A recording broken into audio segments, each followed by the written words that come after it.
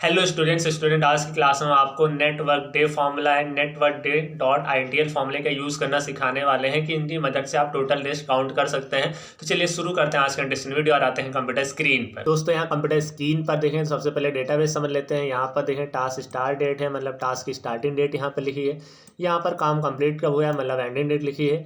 और यहाँ पर हमें टोटल डेज लाना है। पर इसके अतिरिक्त अगर आप देखें नीचे यहाँ पर हमने हॉलीडेज भी लिखा है, मतलब जिन दिन छुट्टियाँ हैं वो भी हमने यहाँ पर मेंशन किया है। अब हमें यहाँ पर टोटल डेज लाना है, मतलब इस डेट और इस डेट के बीच में कितने दिन हुए ये हमें यहाँ पर लाना है। तो उसके लिए यहाँ पर आएंगे इक्वल साइन, यहाँ पर सबसे पहले फॉर्मूले शुरू करते हैं नेटवर्क डेज फार्मूला। तो यहाँ पर लिखेंगे network days formula. Start date में हम स्टार्टिंग डेट ये डेट है, कॉमा लगाएं। एंडिंग डेट में हम इस डेट को सेलेक्ट करेंगे।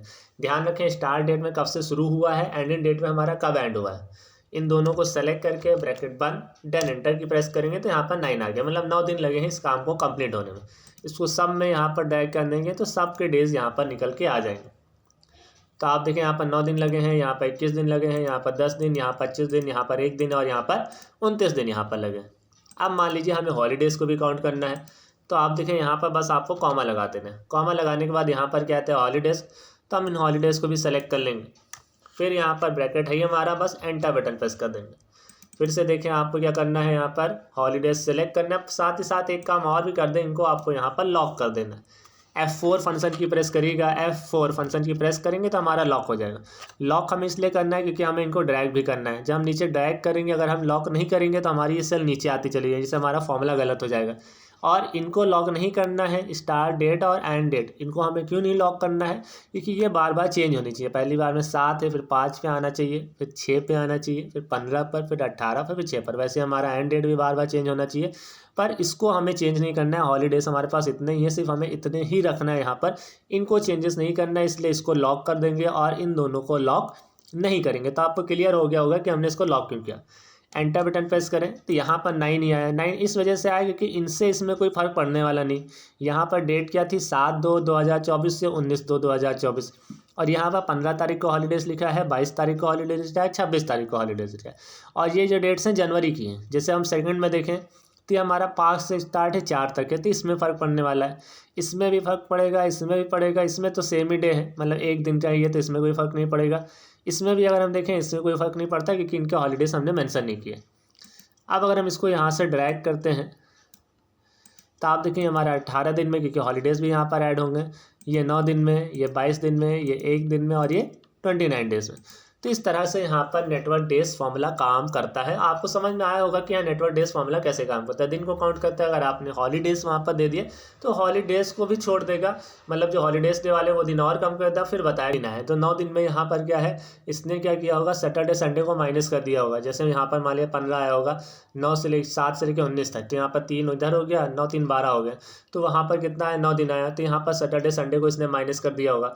फिर यहाँ पर बताया दिए होंगे कि 9 दिन यहाँ पर हुए। इसमें अगर आप देखें 18 दिन आए, तो 18 दिन में यहाँ पर क्या है, 5/1 से 4/2/2024 तक। तो बीच में सैटरडे संडे माइनस हुए होंगे, प्लस ये 3 हॉलीडेज़ हैं, 3 हॉलीडेज़ भी माइनस हुए होंगे। तब इसने बताया होगा कि छुट्टी के अलावा 18 दिन लगे हैं इस काम को पूरा होने में। मतलब छुट्टी तो छुट्टी है ना, इनको छोड़कर 18 दिन यहाँ पर लगे हैं काम होने में।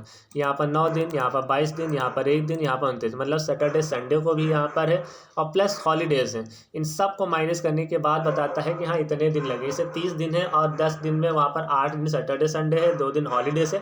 तो ये 30 दिन नहीं बताएगा, कितने दिन बताएगा, 20 दिन, कि 20 दिन लगे यहाँ पर काम को पूरा होने में। क्योंकि 10 तो छुट्टियाँ ही थी ना उस महीने में, 10 छुट्टी थी, 20 दिन काम किया, तो 20 दिन यहाँ पर लगे हैं इस पूरे काम को कंप्लीट होने में। तो आपको क्लियर हो गया होगा कि नेटवर्क डेज फार्मूला कैसे काम करता है।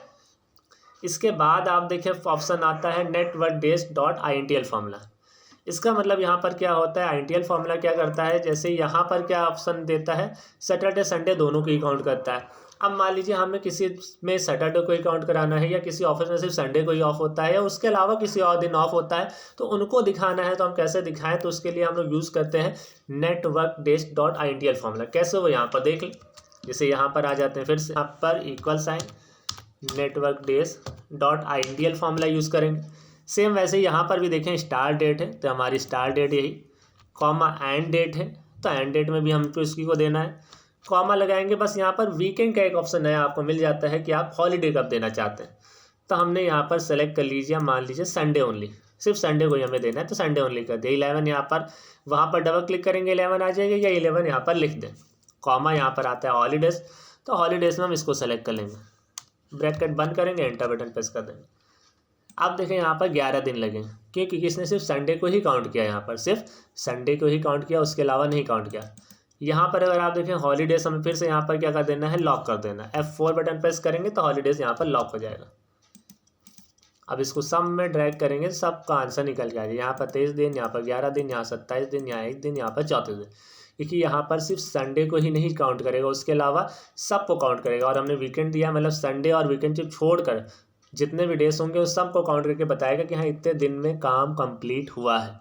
फिर से फॉर्मूला देखें, यहाँ पर क्या बताना है, स्टार्ट डेट, सबसे पहले स्टार्ट डेट, कॉमा लगाएं, एंड डेट क्या है, फिर यहाँ पर वीकेंड्स, आपको वीकेंड्स बताना है कि आप वीकेंड्स क्या देना चाहते हैं। आप देख सकते हैं अपने हिसाब से अलग अलग वीकेंड्स हैं। हमने 11 वाला सिलेक्ट किया था, आपने मंडे है, ट्यूसडे है, वेडनेसडे है, थर्सडे, फ्राइडे, सैटरडे, जैसा भी आपने आप सेलेक्ट कर सकते हैं। 2 दिन का है तो 2 दिन का आप ले सकते हैं। हमने सिर्फ संडे ओनली के अंदर था तो हम संडे ओनली किया। हॉलीडेज़ है तो हॉलीडेज़ में हमारे पास इतनी छुट्टियाँ ही थी तो हमने इन छुट्टियों को सेलेक्ट कर लिया, तो हॉलीडेज़ भी अब यहाँ पर कवर हो गया। तो इस तरह से यहाँ पर networkdays.intl फॉर्मूला काम करते हैं। तो दोस्तों आपको समझ में आया होगा नेटवर्क डेज फार्मूला और networkdays.intl फार्मूला कैसे वर्क करते हैं MS एक्सेल में। दोस्तों अगर आपको वीडियोस अच्छे लगे हों तो वीडियोस को देखिएगा और सभी वीडियोस को हमारे 1 by 1 वॉच करिए, जिससे आप एक्सेल में कंप्लीट नॉलेज गेन कर सकें। और इस वीडियो को बहुत सारे लोगों का शेयर करना भी ना भूलिएगा, इस कोर्स को भी बहुत सारे लोगों तक शेयर करना ना भूलिएगा, जिससे बहुत सारे लोग MS एक्सेल के इस मास्टर कोर्स को सीख सकें और MS एक्सेल में एक्सपर्ट बन सकें। Thanks for watching.